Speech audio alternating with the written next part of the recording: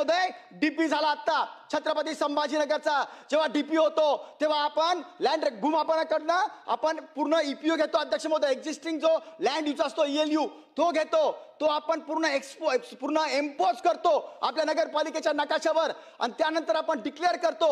मग suggestion objection मागवतो. हे सगळं त्यांनी बेकायदेशीर कारण भूमापन मला मी पत्र दिलं एका मंत्री महोदयांनी.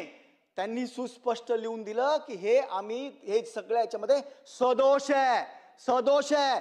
मनाप्रमाणे जेव्हा हे सजेशन ऑब्जेक्शन झाले, हेरिंग झाल्यानंतर मायनर मॉडिफिकेशन म्हणजे समजा आता कर्वेचर आहे त्याला आपण स्क्वेअर करून घेतलं, छोटे छोटे करायच्या जागेवर मोठे आरक्षण आणखीन अध्यक्ष महोदय यांनी टाकून ठेवले.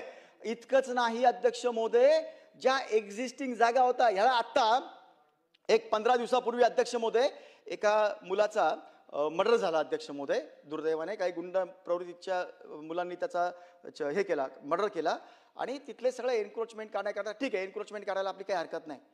पण अध्यक्ष महोदय या आयुक्तांनी याचा फायदा करप्शन करता असा घेतला की जर समजा अतिक्रमण आहे, सरकारी जागेवरचं अतिक्रमण आहे, मॅटर कोर्टमध्ये गेलं, कोर्टाने स्पष्ट सांगितलं अध्यक्ष महोदय, ऑर्डर आहे माझ्याकडे की तुम्ही प्रोसेस फॉलो करा.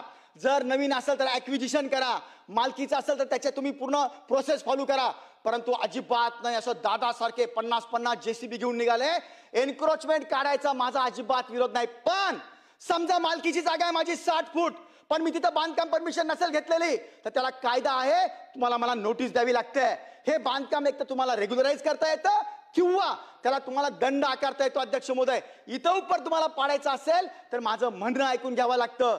गोर गरिबांची घरं अध्यक्ष महोदय त्यांच्या स्वतःच्या मालकीच्या जागेमध्ये यांनी सगळं बुलडोजर आणि सगळं JCB लावून अध्यक्ष महोदय काढलं. आता डीपी प्लॅन जो सदोष डीपी प्लॅन यांनी एक्सपोज केला, बाहेर एक्सप्लोर केला अध्यक्ष महोदय, त्यामध्ये 30 मीटरचे रोड जे 20 वर्षापूर्वी फायनल झालेले होते, बिल्डिंग परमिशन देण्यात आलेल्या होत्या, त्या बिल्डिंग परमिशनच्या ठिकाणी यांनी 45 मीटरचा रोड अध्यक्ष महोदय दाखवला डीपी मध्ये. दाखवल्यानंतर तुम्हाला समोरवाल्याकडनं ती लँड ॲक्विजिशन करून घ्यावी लागेल, नोटीस द्यावी लागेल, त्यांना मुआवजा द्यावी लागेल, मोजून घ्यावी लागेल. तसं काहीच न करता स्वतःची मनमानी करून आणि हे अतिक्रमण काढण्याचा प्रयत्न अध्यक्ष महोदय यांनी केला होता.